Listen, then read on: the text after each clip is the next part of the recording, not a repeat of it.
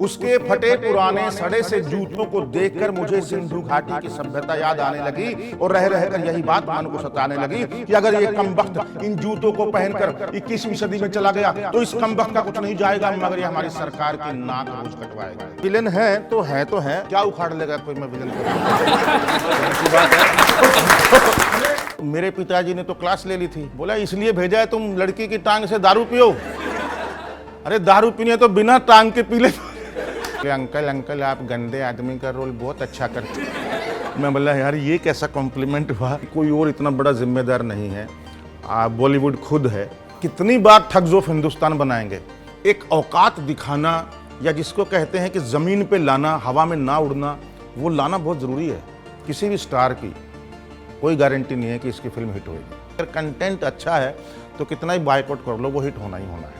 नमस्कार दोस्तों, मैं हूं यशपाल शर्मा और आप देख रहे हैं न्यूज नहीं न्यूज।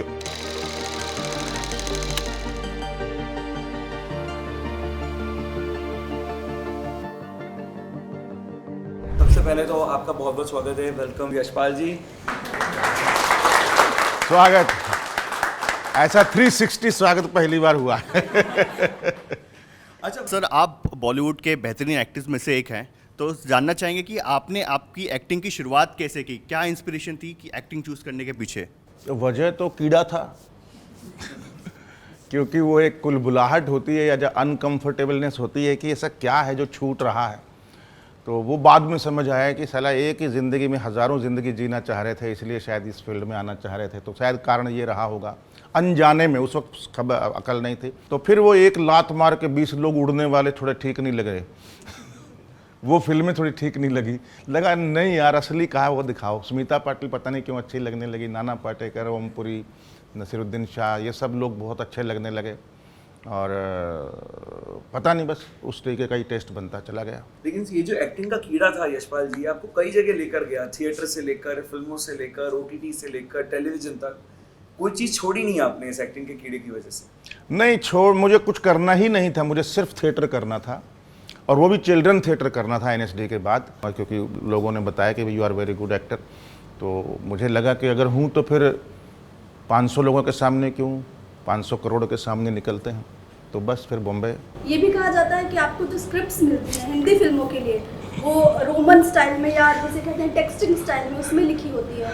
आप अपना कुछ अनुभव अगर शेयर कर सकते हैं? आपने मेरी दुखती रग पे हाथ रख दिया। मतलब रोमन कई तो इंग्लिश में मतलब ट्रांसलेट करना पड़ता है कि इसको ट्रांसलेट करिए, तो मतलब सिर्फ डायलॉग लिखा होता है, बाकी सब तो बड़ी अजीब सी स्थिति है। लेकिन मैंने जो भी फिल्में करता हूँ, जो भी सीरीज़ करता हूँ, मैं अपनी अगर मेरा लीड रोल है तो या मेजर रोल है तो मैं हिंदी में स्क्रिप्ट मांगता हूँ और मिलती भी है, देते भी हैं लोग। लेकिन बड़ा अजीब है, कुछ का कुछ पढ़ा जाता है उसमें, रोमन में पता नहीं क्या क्या, और बहुत टाइम लगता है, हमें आदत नहीं है ना।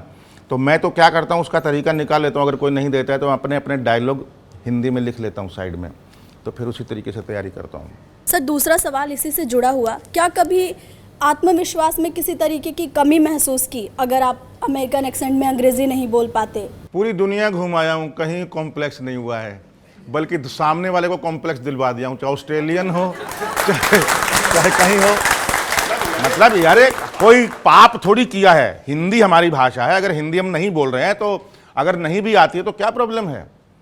मतलब जैसे जब मैं शुरुआत में इंग्लिश नहीं इतनी सीखे थे तब की बात बताता हूँ। हम इंडियन थिएटर में थे चंडीगढ़ में, तो 2 लोग देखते थे शाम को घूमते हुए कि लड़कियाँ जो हैं वो अंग्रेज़ी बोलने वालों के साथ ज़्यादा रहती हैं, ऐसा दिखा उनको। मतलब तो बोले कल सुबह से हम भी अंग्रेज़ी बोलेंगे। तो बस सुबह सुबह उठे तो मैंने पूछा, भाई वो ब्रश नहीं मिल रहा था, पेस्ट था, तो अरे वो सुन, वो सोया हुआ था, मैंने अरे सुन, अरे hey listen, where is my brush? बोले अरे देख, सी देयर। मतलब हिंदी तो लगी हुई ना कि हिंदी तो बोलनी है, सी देयर। मैं कहा नो वेयर वेयर? बोले there, under, up, side, see everywhere, अलमीरा। मैं बोला नो सीन, नो वेयर। तो बोला सी इन बाथरूम, बोला नो बाथरूम। बोले अरे आंगली से कर ले यार।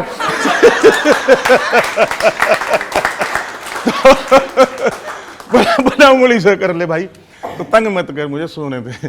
तो इंग्लिश का तो ये रहा है, लेकिन जितनी ज़रूरत है उतनी आई कैन स्पीक।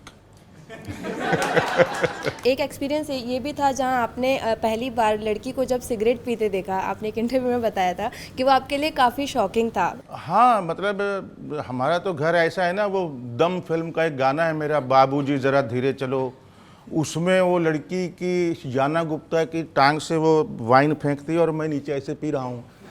तो मेरे पिताजी ने तो क्लास ले ली थी, बोला इसलिए भेजा है तुम लड़की की टांग से दारू पियो। अरे दारू पीनी है तो बिना टांग के पी ले। बोला तुझे कोई जरूरत नहीं है। मैं बोला नहीं, वो रोल होता है, भाड़ में गए ऐसे रोल, इधर आज खेती बाड़ी कर, यहाँ नाटक कर, यहाँ बहुत कुछ है, मतलब पगला दिए थे मेरे को वो। तो मैं तो जब नया जब गया था, क्योंकि हम तो देखो हमारे लिए दुनिया क्या थी, हमारा मोहल्ला, हमारे 20 घर और पीछे की कॉलोनी, पतंगबाजी, लुकम छिपाई, ये सिटापू गीटे वगैरह सब जो बचपन के गेम थे, उससे बाहर हमने दुनिया देखी नहीं थी बहुत ज़्यादा। तो जब चंडीगढ़ गए इंडियन थिएटर 1 साल करके, वो भी हॉस्टल और पढ़ाई में ज़्यादा ध्यान दिया, फिर NSD चले गए। NSD में जब गए तो वहाँ मतलब लड़कियाँ सिगरेट पी रही। मैंने कहा हमें तो फिल्म भी नहीं देखनी जाती थी, पब्लिक मतलब हमारे माँ बाप फिल्म भी देखना पाप था, ये यहाँ सिगरेट पी रही हैं वो भी लड़कियाँ। तो मेरे को बड़ा अजीब सा लगा था, लेकिन वो झटका लगा, लेकिन धीरे धीरे सब बराबर हो गया। पता लगा वो जो लड़की सिगरेट पी रही थी वो हिसार की थी, हरियाणा की। सर मेरा सवाल ये था कि आपने बहुत सारे विलन के कैरेक्टर किए हैं, तो अक्सर लोग जिस हीरो को देखते हैं सिनेमा में, जिस रोल में, तो वो मानते हैं कि वो रियल लाइफ में भी ऐसा है। तो क्या आपके साथ कुछ ऐसा एक्सपीरियंस हुआ है वियर्ड सा? हाँ, बहुत सारे एक्सपीरियंस हैं ऐसे। तो शुरू में तो डरते ही हैं लोग, क्योंकि रोल ही ऐसे ऐसे किए, गंगा जल अपहरण, जितने भी अब तक 56 या लगान वगैरह, तो ऐसे ऐसे रोल देख करके। और वो गंगा जल ससुरी हर महीने या हर हफ्ते आ जाती है। उसका पता नहीं टीवी वालों ने क्या ले रखा है, उसका हर हफ्ते में 2 दिन 1 दिन आती ही है।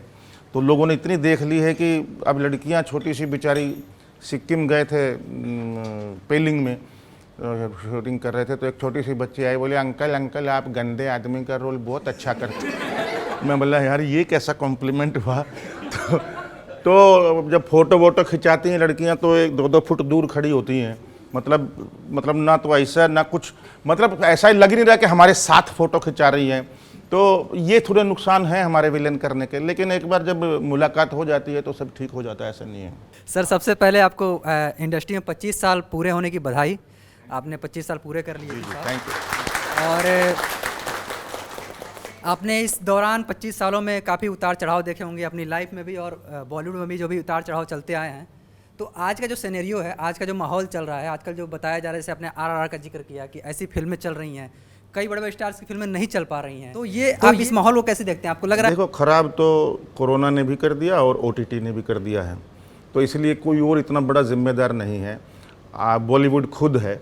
क्योंकि कंटेंट बेस्ड फिल्म नहीं बनाओगे, अगर आप कॉपी करोगे, अगर आपके कलेजे से बात निकली हुई नहीं होगी, अगर आप सामने वाले को इंजेक्ट नहीं कर पा रहे हो अपनी कहानी या अपने इमोशन या अपने एहसास, तो फिर तो आपकी फिल्म पिटेगी ही पिटेगी। फिर कौन साथ देगा? मतलब आपको जोड़ के तो रखना पड़ेगा ना। आप कितनी बार ठग्स ऑफ हिंदुस्तान बनाएंगे, कितनी बार उस तरीके की फिल्म बनाएंगे जिससे कि आदमी जुड़ी ना पाए, या वही पुराने फॉर्मूले, वही चीज़ें दोहराते हुए कब तक जाएंगे? तो कुछ नयापन लोगों को लगे तो सरप्राइज तो हो, अरे यार क्या बात है। तो मुझे लगता है वो छोटी सी फिल्म में भी आ सकता है, जो गुजरात वाली फिल्म ऑस्कर में गई है, वो इस एलिफेंट विस्पर में भी आ सकता है, वो छोटी छोटी फिल्मों में भी आ सकता है, वो मेरी दादा लक्ष्मी फिल्म जो मैंने डायरेक्ट की उसमें भी आ सकता है, जो पूरी दुनिया में 71 अवार्ड जीत चुकी है, नेशनल अवार्ड भी जीत चुकी है, तो उसमें भी आ सकता है। किसी भी गांव से छोटे से एक सब्जेक्ट में आ सकता है, उसकी बजाय 500 करोड़ रुपए खर्चने में शायद वो चीज़ ना निकल पाए, ऐसा भी है। तो ये तो बॉलीवुड के ऊपर है कि कैसा कंटेंट हम पेश करते हैं। तो आज किसी भी स्टार की कोई गारंटी नहीं है कि इसकी फिल्म हिट होएगी, किसी भी स्टार की कोई गारंटी नहीं है कि मतलब ये आ गया स्टार तो हिट होनी ही होनी है, ऐसा नहीं है। अब सब बदल चुका है। मेरे ख्याल शाहरुख खान बहुत कम ही पैदा होते हैं। बॉलीवुड की हिंदी फिल्म्स के ज़्यादा उनके मुकाबले साउथ की फिल्मों को ज़्यादा पसंद करिए, फिर चाहे वो RRR हो या कंटारा हो या KGF हो, ये पुष्पा हो, तो ये सारी फिल्में अब यहाँ की ऑडियंस भी पसंद कर रही है। आपको नहीं लग रहा कि ये बॉलीवुड का कहीं ना कहीं फेलियर है? पिछले 2-3 सालों में जो कुछ हुआ है, कोविड ऑब्वियसली एक वजह है, लेकिन कंटेंट भी एक बहुत बड़ी वजह है। ये बिल्कुल है और ये सच्चाई है। तमिल फिल्मों ने तो अभी पूरी दुनिया में मतलब ये कम किया है और अच्छा भी है।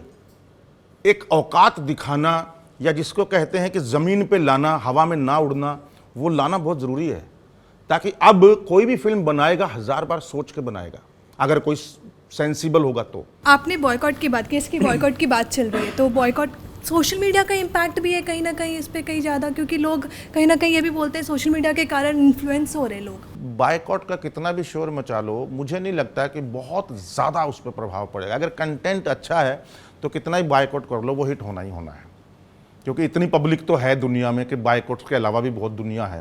तो और इतने भी है कि अगर कंटेंट खराब है तो चाहे बायकॉट वाले हों चाहे ना बायकॉट वाले हों, वो कौन देखने जाएगा, क्यों पैसा बर्बाद करेगा। सर एक और सवाल, लगान फिल्म जब आपको मिली थी उसके पीछे की एक वजह थी कि आपने CID में कुछ एपिसोड्स किए थे, जिसकी वजह से आशुतोष गोवारकर जी ने आपको वहाँ पर स्पॉट किया, उन्होंने आपका टैलेंट देखा और फिर आपको कास्ट किया लगान में। उसके पीछे की अगर आप स्टोरी बता सकते हैं तो। नहीं, मैं स्ट्रगल कर रहा था, बहुत कुछ भी किया, नहीं आहट किया था बस, और एक आध CID का एक आध किया था, और उसके पीछे जो टीम थी उसमें आशुतोष गोवारिकर भी था, और हम ग्रीन रूम में बैठे थे। तो आशुतोष गोवारिकर ने बोला कि भाई you are so great actor, why you are wasting your time in this kind of episodes.